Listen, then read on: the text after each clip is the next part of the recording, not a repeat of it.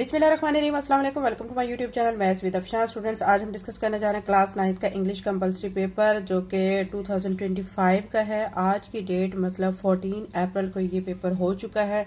आपके साथ डिस्कस कर रही हूँ ताकि जो बच्चे 8 क्लास के जो 9th में आए हैं ना, वो इन पास्ट पेपर से बहुत कुछ सीख सके।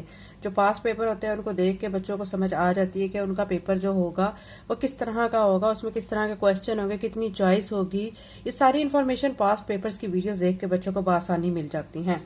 तो आपका इंग्लिश का जो पेपर क्लास 9th का है वो 75 मार्क्स का टोटल होता है, जिसमें से 15 मार्क्स के एमसीक्यूज है। फिर उसके बाद सेक्शन बी और सेक्शन सी टोटल 60 मार्क्स का होता है। सेक्शन बी के जो मार्क्स होते हैं वो 40 मार्क्स होते हैं, ठीक है। उसमें आपको देखें यहाँ पे कहा गया read the passage carefully and answer the questions, यानी आपने एक पैसेज को बहुत एहतियात के साथ पढ़ना है और उसी से रिलेटेड फिर आपसे नीचे क्वेश्चंस पूछे गए हैं, वो फिर आपने उन क्वेश्चंस के आंसर्स देने हैं। ये मैं आपके सामने शो कर रही हूँ, ठीक है। पैसेज भी मैंने शो कर दिया, क्वेश्चंस भी आपके सामने मैंने शो कर दिए। इनमें साथ साथ आपको चॉइस भी दी गई है। आप इनमें जहां पे आपको चॉइस है उसके मुताबिक आप क्वेश्चन को सॉल्व कर सकते हैं, ठीक है। क्वेश्चन नंबर 3 में आपको क्या कर रहे हैं, paraphrase any one of the following stanzas, यानी आपको ये 2 स्टैंजाज दिए गए हैं, इसमें से किसी एक में की आपने क्या करनी है, पैराफ्रेजिंग करनी है। और आपको दिया गया है या इसकी आप कर लें या इसकी पैराफ्रेजिंग कर लें, जो आपको बेस्ट आता है आप उस क्वेश्चन को अटेम्प्ट करें। नेक्स्ट इसके बी पार्ट में, क्वेश्चन 3 का जो बी पार्ट है, इसमें आपको कहा गया read the following stanza carefully and answer the questions given at the end. आपने इस स्टैंजा को केयरफुली रीड करना है और उसके बाद इसी से रिलेटेड आपसे क्वेश्चन नीचे पूछे गए हैं, आपने उनके आंसर्स देने हैं, ठीक है। ये चीज आपको समझ आ गई। और मैं आपको एक और स्टेंजा भी दिया गया है और उससे रिलेटेड क्वेश्चन दिए गए हैं। तो आपने ये जो 2 स्टेंजाज है ना, इनमें और दिया गया है, इनमें आप कोई भी जो आपको बेस्ट आता है, आपको जिसके अच्छे से क्वेश्चंस के आंसर्स आते हैं, वो आप अटेम्प्ट कर लें।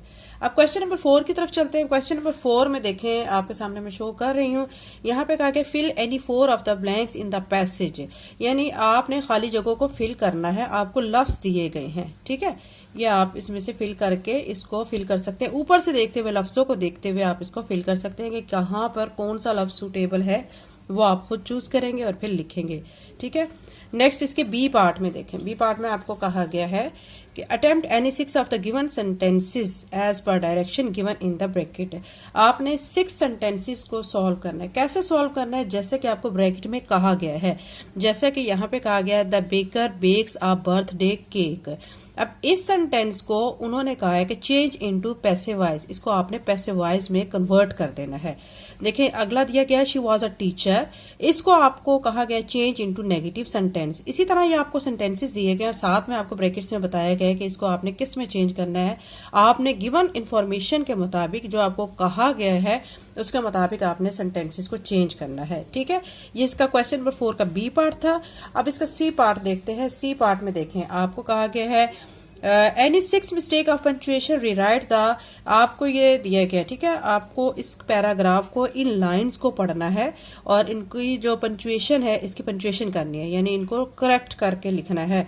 पंचुएशन का तो आपको बच्चों अच्छी तरह से पता होगा कि आपने कैसे पंचुएशन करनी होती है। बहुत छोटी क्लासेस से आप सीखते आ रहे हैं कि हमें पहला वर्ड जो है वो सेंटेंस का कैपिटल लिखना होता है, जब सेंटेंस खत्म हो जाता है फुल स्टॉप लगाना होता है, कोई क्वेश्चन पूछा जा रहा है तो क्वेश्चन मार्क लगाना होता है, एटसेट्रा, ठीक है। उसके बाद सेक्शन सी की तरफ चलते हैं। सेक्शन सी आपके सामने है, इसके मार्क्स 20 हैं। क्वेश्चन नंबर 5 में आपको कहा गया write a letter to principal of your school, आप अपने स्कूल के प्रिंसिपल को लेटर लिखें, requesting him to arrange spoken English period, यानी वो उनसे आप रिक्वेस्ट करेंगे कि हमारे लिए कोई अरेंज करें, कोई ऐसा पीरियड जिसमें इंग्लिश बोलनी सिखाई जाए, for the class to improve their English speaking ability, ताकि उनकी जो इंग्लिश बोलने की जो सलाहियत है वो इम्प्रूव कर सके।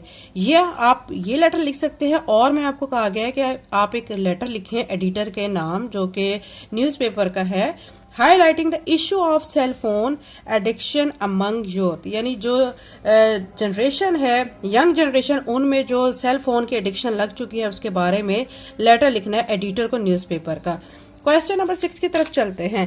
क्वेश्चन नंबर 6 में कहा गया write a paragraph of about 80 to 100 words on any one of the following. आपने एक पैराग्राफ लिखना है जिसके 80 से 100 तक वर्ड्स होने चाहिए। अब वो पैराग्राफ में आपको चॉइस दी गई है, या तो आप विलेज लाइफ पे लिख सकते हैं या फिर आप नॉलेज इज पावर, ठीक है, विलेज लाइफ या नॉलेज इज पावर। फिर क्वेश्चन नंबर 7 में देखें, आपको कहा गया है write a dialogue between two friends. आपने एक डायलॉग लिखना है दो फ्रेंड्स के दरमियान about going abroad for higher study, जो कि बाहर जा रहे हैं अच्छी आला तालीम हासिल करने के लिए। ठीक है। और में आपको कहा गया है write a dialogue between teacher and student, या फिर आप एक डायलॉग लिख सकते हैं टीचर और स्टूडेंट के दरमियान on the benefits of keeping fast in month of the Ramzan. यानी आपने एक डायलॉग टीचर स्टूडेंट के दरमियान लिखना है जो कि फायदे बयान करेंगे कि रमजान में जो रोजे रखे जाते हैं उनके फायदे। ठीक है। ये क्वेश्चन नंबर 7 था। इसमें आप दोनों डायलॉग में से एक डायलॉग कर सकते हैं। इसी तरह क्वेश्चन 6 में 2 पैराग्राफ दिए गए हैं, एक पैराग्राफ पे नोट लिखना है। और क्वेश्चन नंबर 5 में आपको 2 लेटर दिए गए हैं, किसी एक लेटर को आपने अच्छी तरह समझ के उसके ऊपर आपने नोट लिखना है। ठीक है। ये बच्चों इंग्लिश का पेपर था क्लास 9 का, जो कि आपसे मैंने डिस्कस किया ताकि आपके इल्म में इजाफा हो सके और पास पेपर से आप बहुत कुछ सीख सकें। इसके अलावा बच्चों यहाँ पे मैं मेंशन कर दूं कि मेरा एक चैनल है स्टडी विद अफशां, जिस पर मैं क्लास 9 के फिजिक्स की न्यूमेरिकल्स की वीडियो अपलोड करती हूँ, इंग्लिश उर्दू ग्रामर से रिलेटेड वीडियोस अपलोड करती हूँ, तो आप इसको भी सब्सक्राइब कर लें।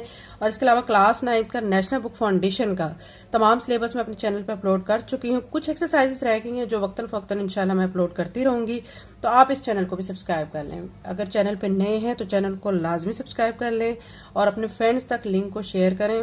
इस तरह बच्चों अगर आप लिंक को शेयर करते हैं, अच्छे कमेंट करते हैं, चैनल को सब्सक्राइब करते हैं, तो जो वीडियो बनाने वाला होता है, जो आपके लिए बहुत मेहनत के साथ वीडियो बना रहा होता है, उसकी हौसला अफजाई होती है। Thank you and Allah Hafiz.